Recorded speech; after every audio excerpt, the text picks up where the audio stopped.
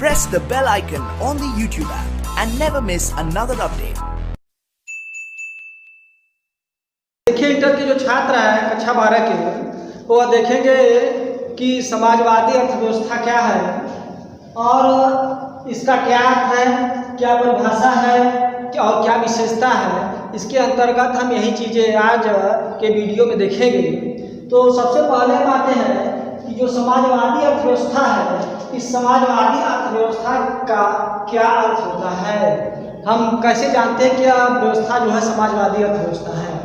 तो कहते हैं जो समाजवादी अर्थव्यवस्था होती है यह संगठन की एक ऐसी प्रणाली होती है जिसके अंतर्गत उत्पत्ति के संपूर्ण साधनों पर, जितने भी उत्पत्ति के साधन और संसाधन होते हैं, इन उत्पत्ति के संपूर्ण साधनों पर व्यक्ति विशेष का अधिकार न होकर के बल्कि संपूर्ण समाज या संस्था का अधिकार होता है। तो ऐसी अर्थव्यवस्था जिसमें व्यक्ति विशेष का अधिकार न होकर के बल्कि संपूर्ण समाज या संस्था का अधिकार होता है और इसका संचालन एक सामान्य योजना के अनुसार सरकारी अथवा सामाजिक संस्थाओं के द्वारा किया जाता है। इसका जो संचालन होता है, जिसका जो देख रेख होता है, इसे चलाने का जो काम होता है, यह एक सामान्य नियम के आधार पर या तो सरकारें करती है या तो संस्थाओं के माध्यम से उसका संचालन किया जाता है। तो जो ऐसी अर्थव्यवस्था होती है, ऐसी अर्थव्यवस्था को समाजवादी अर्थव्यवस्था कहा जाता है। अब हम आते हैं दूसरे पर, जो है यह परिभाषा। तो समाजवादी अर्थव्यवस्था की परिभाषा के अंतर्गत प्रोफेसर डिकिंसन द्वारा दी गई परिभाषा एक महत्वपूर्ण परिभाषा मानी जाती है। तो प्रोफेसर डिकिंसन के अनुसार जो समाजवादी अर्थव्यवस्था की परिभाषा दी गई है, उसके अनुसार समाजवाद समाज को एक ऐसी समाजवादी अर्थव्यवस्था समाज की एक ऐसी आर्थिक व्यवस्था है जिसमें उत्पादन के भौतिक साधन समाज के स्वामित्व में होते हैं। जो भौतिक साधन होता है, जितने भी उत्पत्ति के भौतिक साधन होते हैं, उस पर समाज का स्वामित्व होता है, समाज का अधिकार होता है और इनका संचालन एक सामान्य योजना के अनुसार ऐसी संस्थाओं के द्वारा किया जाता है जो पूर्णतः समाज का प्रतिनिधित्व करती है तथा पूर्ण समाज के प्रति उत्तरदायी भी होती है। समाज के सभी सदस्य समान अधिकारों के आधार पर समाजीकृत तथा नियोजित उत्पादन के लाभों के अधिकारी होते हैं। इस प्रकार इस तरीके की परिभाषा प्रोफेसर डिकिंसन द्वारा दी गई है, जो समाजवादी अर्थव्यवस्था की एक समुचित परिभाषा के रूप में दर्शाई गई है या बताई जाती है। अब हम आगे चलेंगे कि ये जो समाजवादी अर्थव्यवस्था है, समाजवादी अर्थव्यवस्था की विशेषताएं क्या होती हैं, कौन सी ऐसी विशेषता पाई जाती है जिसके आधार पर हम यह कहते हैं कि यह जो अर्थव्यवस्था है वह समाजवादी अर्थव्यवस्था है। तो समाजवादी अर्थव्यवस्था की जो पहली विशेषता है, समाजवादी अर्थव्यवस्था की पहली विशेषता है उत्पत्ति के साधनों पर समाज का स्वामित्व।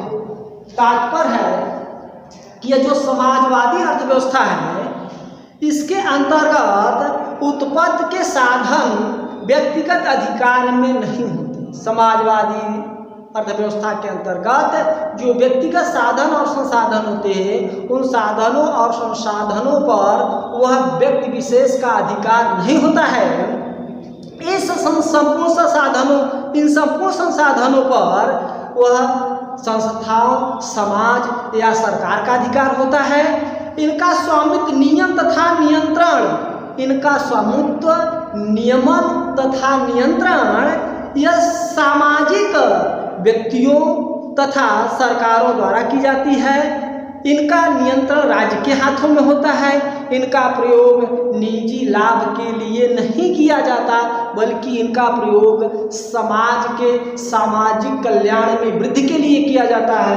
अर्थात हम कह सकते हैं कि उत्पत्ति के संपूर्ण साधनों और संसाधनों पर व्यक्ति विशेष का अधिकार न होकर के बल्कि उस संपूर्ण समाज का अधिकार होता है, उस समाज द्वारा चुनी संस्था या सरकार का अधिकार होता है और इनका नियमन, प्रबंधन तथा संचालन उन्हीं संस्थाओं या सरकारों के माध्यम से किया जाता है। इस तरीके से यह जो पहली विशेषता है उत्पत्ति के साधनों पर समाज का स्वामित्व, यह समाजवादी अर्थव्यवस्था की पहली और सबसे मूलभूत विशेषता के रूप में मानी जाती है। अब हम आते हैं जो दूसरी विशेषता है वह है आर्थिक नियोजन। यह समाजवादी अर्थव्यवस्था की दूसरी विशेषता है। क्योंकि जो समाजवादी अर्थव्यवस्था होती है इसके अंतर्गत आवश्यक रूप से नियोजित व्यवस्था होती है, आर्थिक रूप से नियोजित एवं संचालित व्यवस्था होती है तथा पूर्व नियोजित उद्देश्यों की पूर्ति के लिए यह आर्थिक नियोजन होता है। कौन सी वस्तु का उत्पादन करना है, कौन सी वस्तु का उत्पादन नहीं करना है, वस्तु तथा संसाधन का कितनी मात्रा में उपयोग करना है, इन सभी चीज़ों का जो नियोजन होता है वह पहले ही निश्चित कर लिया जाता है तथा यह समाज के लाभ को ध्यान में रख करके यह आर्थिक नियोजन का कार्य किया जाता है। तो समाजवादी अर्थव्यवस्था के अंतर्गत यह प्रयत्न किए जाते हैं जो कि यह दूसरी विशेषता के रूप में जानी जाती है। तीसरी व्यवस्था है एक केंद्रीय सत्ता। यह जो समाजवादी अर्थव्यवस्था है एक केंद्रीय सत्ता, यह समाजवादी अर्थव्यवस्था की तीसरी विशेषता है। समाजवादी व्यवस्था में एक केंद्रीय सत्ता होती है जो समाज में आर्थिक उद्देश्यों को निश्चित करती है और उन्हें प्राप्त करने के लिए उचित व्यवस्था एवं प्रबंध करती है तथा सत्ता द्वारा ही संपूर्ण अर्थव्यवस्था को निर्देशित किया जाता है। कहते हैं कि जो एक केंद्रीय सत्ता होती है जिसका जो अर्थव्यवस्था का संचालन करती है, जो व्यक्तियों या समाज के द्वारा चुनी हुई सरकार हो या संस्था हो, उसके माध्यम से इस समाजवादी अर्थव्यवस्था को संचालित करने का काम किया जाता है। इसीलिए यह समाजवादी अर्थव्यवस्था की यह तीसरी विशेषता कहलाती है जिसके अंतर्गत एक केंद्रीय सत्ता उस समाजवादी अर्थव्यवस्था को पूर्ण रूप से नियंत्रित करती है एवं उसका संचालन करती है। इसकी जो चौथी विशेषता है वह है सामाजिक कल्याण। क्योंकि पूंजीवादी अर्थव्यवस्था के अंतर्गत हम लोगों ने देखा कि जो उत्पत्ति के साधन होते हैं उस पर व्यक्ति विशेष का अधिकार होता है और जो व्यक्ति विशेष जिन साधनों और संसाधनों का प्रयोग करके जिन वस्तुओं का निर्माण करता है वह उन वस्तुओं का और उनका जो मुख्य उद्देश्य होता है वह लाभ की प्राप्ति या लाभ में वृद्धि करना होता है। उनका सामाजिक कल्याण या सामाजिक कल्याण में वृद्धि से कोई लेना देना नहीं होता है। लेकिन जो समाजवादी अर्थव्यवस्था है, इस समाजवादी अर्थव्यवस्था की जो मूल विशेषता है वह है कि सामाजिक कल्याण, इसमें समाज के कल्याण में वृद्धि होना चाहिए। इस उद्देश्य को ध्यान में रखते हुए समाजवादी अर्थव्यवस्था में प्राकृतिक संसाधनों का, भौतिक संसाधनों का उपयोग किया जाता है। इसलिए समाजवादी अर्थव्यवस्था की यह एक मूल विशेषता के रूप में प्रकट होती है। अब हम आते हैं समाजवादी अर्थव्यवस्था की पांचवी विशेषता। देखो जो हमारा पांचवा विशेषता है धन का समान वितरण। क्योंकि समाजवादी अर्थव्यवस्था के अंतर्गत उत्पत्ति के संपूर्ण साधनों पर व्यक्ति विशेष के अधिकार को समाप्त कर दिया जाता है, उसको खत्म कर दिया जाता है और प्राकृतिक संसाधनों का वस्तु निर्माण में जो उपयोग किया जाता है उससे जो भी लाभ प्राप्त होता है वह संपूर्ण व्यक्ति या सदस्यों के अंतर्गत समान रूप से विभाजित कर दिया जाता है, वितरित कर दिया जाता है। परिणाम में होता है कि जो धन है उसका समान रूप से वितरण हो जाता है और समाजवादी अर्थव्यवस्था के अंतर्गत जो दो वर्ग धनी और निर्धन वर्गों का उदय होता है यह समाप्त हो जाता है। अब हम क्षमा चलते हैं। यह मूल्य यंत्र कहते हैं कि किसी भी अर्थव्यवस्था के अंतर्गत जो मूल्य यंत्र होता है इसी के माध्यम से, इसी की सहायता से वस्तुओं के मूल्य का निर्धारण होता है।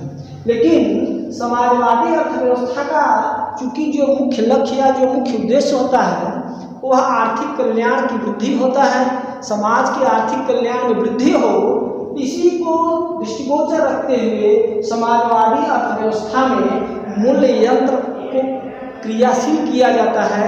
लेकिन चूंकि समाजवादी अर्थव्यवस्था में सामाजिक कल्याण मुख्य होता है और व्यक्ति का कल्याण सर्वोपरि होता है, इसलिए मूल्य यंत्र तो वस्तुओं के मूल्य का निर्धारण करता है, लेकिन इस मूल्य यंत्र को स्वतंत्र रूप से क्रियाशील नहीं होने दिया जाता है। जैसा कि या पूंजीवादी अर्थव्यवस्था के अंतर्गत किया जाता है। पूंजीवादी अर्थव्यवस्था में हमारा जो मूल्य यंत्र है यह पूर्ण रूप से लागू होता है। इसके ऊपर न तो सरकार का नियंत्रण होता है और न ही व्यक्ति विशेष का अधिकार होता है। किसी भी बाजार के अंतर्गत वस्तुओं के मूल्य का जो निर्धारण होता है वह मूल्य यंत्र के माध्यम से किया जाता है, जबकि समाजवादी अर्थव्यवस्था में मूल्य यंत्र क्रियाशील होता है, किंतु मूल्य यंत्र स्वतंत्र रूप से क्रियाशील नहीं होता है, क्योंकि मूल्य यंत्र के ऊपर समाज या सरकार का नियंत्रण होता है।